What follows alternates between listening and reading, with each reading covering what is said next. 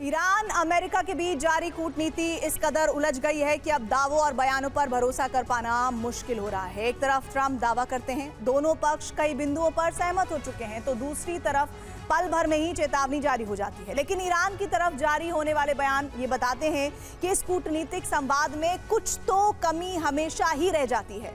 आखिर कहाँ रह जाती है कमी और कैसे बनता है कूटनीतिक संवाद से भ्रम, इस रिपोर्ट में देखिए। ट्रुथ सोशल पर उन्होंने लिखा कि ओबामा ने ईरान से जो परमाणु समझौता किया वो समझौता इतिहास का सबसे बुरा सौदा था। इसी समझौते ने ईरान को परमाणु बम का रास्ता दिखाया, लेकिन हमारा समझौता इससे बिल्कुल विपरीत है। जब तक दोनों पक्ष राजी नहीं होते, नाकाबंदी जारी रहेगी। स्नीम न्यूज के अनुसार यूएस को समृद्ध यूरेनियम सौंपने का दावा झूठा है। ईरान HEU भंडार सौंपने पर सहमत नहीं है। अमेरिका खुद वार्ता में बाधा डाल रहा है। जब तक संपत्ति रिलीज होने का पहला चरण शुरू नहीं होगा, ईरान लाल रेखा से पीछे नहीं हटेगा। डील कहां लटकी है, इसे ट्रंप के 60 दिन के ट्रैप प्लान से आप समझिए। ट्रंप ने कहा कि ईरान को यूरेनियम सौंपना पड़ेगा, लेकिन ईरान ने इस मांग को फिर नकार दिया। ट्रंप का दावा है कि अगर यूरेनियम सौंपा जाता है तो फ्रीज संपत्ति रिलीज करने का पहला चरण शुरू होगा, लेकिन ईरान इस दावे में पहले संपत्ति रिलीज करने की स्थिति पर सहमति दे रहा है। ट्रंप ने यूरेनियम संवर्धन रोकने की भी शर्त रखी है, जिस पर ईरान कह रहा है कि यह संभव है, लेकिन वर्ष कम होने चाहिए। लेकिन ट्रंप चाहते हैं कि ईरान सिर्फ उनकी शर्तों पर झुके, ईरान शर्त ना थोपे, यानी यूरेनियम मिलेगा तभी फ्रीज संपत्ति रिलीज होगी। अब पेच यह है कि ट्रंप चाहते हैं कि यूरेनियम पर समझौता होना चाहिए, लेकिन ईरान ने यूरेनियम पर समझौते से मना कर दिया है। मुस्तफा खामनेई एक ऐसे गुप्त बंकर में छिपे हैं जिन्हें तलाशने में अमेरिकी खुफिया एजेंसियां भी नाकाम हैं। ना तो उन्हें कोई सैटेलाइट ट्रैक कर पा रहा है, ना ही उनके इंटरनेट इस्तेमाल की कोई जानकारी मिल रही। यूएस ईरान की डील फाइनल न होने का सबसे बड़ा कारण है संवाद में देरी, क्योंकि ईरान की तरफ संवाद मुज्तबा खामेनेई संदेश के माध्यम है और फिर से एक संदेशवाहक यानी IRGC के चीफ अहमद वाहिदी आगे पहुंचाते हैं। दावा है कि ये संदेश राष्ट्रपति मसूद पेज़ेश्कियान के पास पहुंचता है और फिर वो अपने वार्ताकार दल को मुज्तबा का संदेश देते हैं। यही संदेश ईरान के वार्ताकार मध्यस्थ पाकिस्तान तक पहुंचाते हैं और पाकिस्तान ये संदेश अमेरिकी वार्ताकार दल तक पहुंचाता है। ठीक ऐसे ही अमेरिका जो संदेश देता है वो इसी क्रम में ईरान के सुप्रीम लीडर तक पहुंचता है, जिससे वार्ता में देरी होती है और मुमकिन है कि जो फैसला लिया जाता है वो भी ईरान अमेरिका तक साफ नहीं पहुंचता। इसीलिए डील अब तक अटकी है।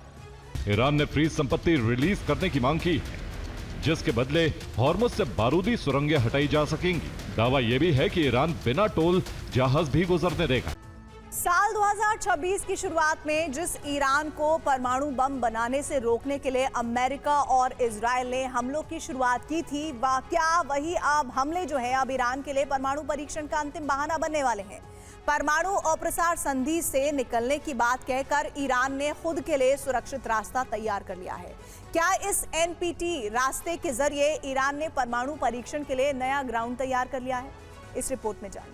बाहर होने की धमकी का मतलब मन मुताबिक परमाणु कार्यक्रम चलाना। वर्तमान में ईरान के परमाणु कार्यक्रम का सच सिर्फ 2 देश, रूस और चीन जानते हैं।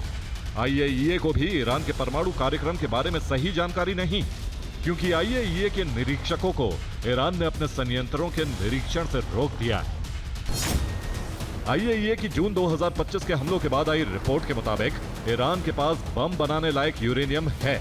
ईरान के पास 60% तक संवर्धित 440 किलोग्राम तक यूरेनियम है। अगर वो इसे और रिफाइन कर ले तो उससे 10 से 12 परमाणु हथियारों के लिए यूरेनियम तैयार हो सकता है। परमाणु हथियारों के लिए 90% संवर्धित यूरेनियम की जरूरत होती है। ईरान का ब्रेकआउट टाइम यानी यूरेनियम को बम के स्तर तक लाने में लगने वाला समय अब कुछ हफ्तों का रह गया है। नतांज और फोर्दो पर हुए हमले के बाद ईरान का काफी सारा यूरेनियम स्टॉक मलबे के नीचे दबा हुआ है, जिसकी निगरानी करना फिलहाल मुश्किल, क्योंकि बुशहर न्यूक्लियर प्लांट में रूस की सरकारी कंपनी रोसअटॉम के वैज्ञानिक और इंजीनियर लंबे समय से ईरान की मदद कर रहे थे। दूसरी तरफ चीन भी अपनी सैटेलाइट तकनीक से ईरान की मदद कर रहा है। जंग के दौरान ही ईरान ने चीन से सैटेलाइट तकनीक खरीदकर अपने सिस्टम को अपग्रेड किया, मिसाइल गाइडेंस सिस्टम को भी एडवांस बनाया। इजराइल के स्टक्सनेट साइबर अटैक ईरान के परमाणु कार्यक्रम, खासतौर पर नतांज यूरेनियम संवर्धन संयंत्र को तबाह करने में किया।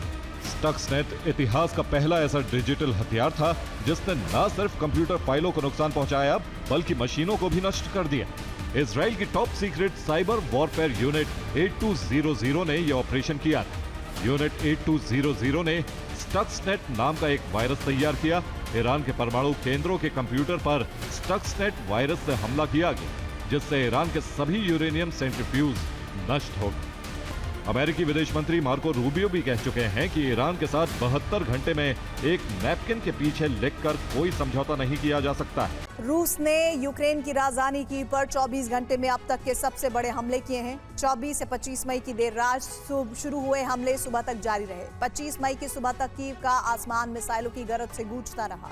धरती धमाकों से कांपती रही। ड्रोन के इंजन की आवाज कीव के अलग अलग इलाकों में सुनाई गई। कई इमारतें क्षतिग्रस्त हुई। कई रिहायशी इमारतों में धमाके से आग लग गई। रूस ने 22 मई को ही कहा था कि लुहांस्क हमले के बदले की तैयारी पूरी हो चुकी है और ये उसी का प्रतिशोध है। यूक्रेन की रिपोर्ट है कि रूस ने 90 मिसाइल और 600 ड्रोन हमले किए हैं। कीव के हर जिले पर रूस ने हमले किए हैं। सरकारी इमारतों और दूतावास वाले सेंट्रल कीव के इलाके में भी इस बार हमले किए गए हैं। अल्बानियाई राजदूत के घर को भी नुकसान पहुंचा है। इसके साथ ही कीव के चेर्नोबिल म्यूजियम को भी नुकसान पहुंचा है। यूक्रेन का दावा है कि रूस ने जानबूझकर एक शव यात्रा में शामिल लोगों को निशाना बनाया। रूस के ड्रोन हमले से एक व्यक्ति की मौत हो गई जबकि 14 लोग घायल हुए। लुहांस्क इस समय रूस के नियंत्रण में है।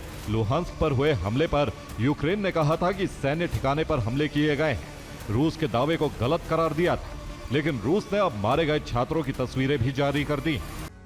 अमेरिका यूक्रेन का सबसे बड़ा मददगार था, लेकिन ट्रंप काल में यूक्रेन के ऊपर से अमेरिका का हाथ हट गया। इसके बाद नेटो ने रूस को खुद के लिए सबसे बड़ा खतरा बताया और यूक्रेन की मदद जारी रखी। लेकिन अब नेटो में भी फूट नजर आ रही है।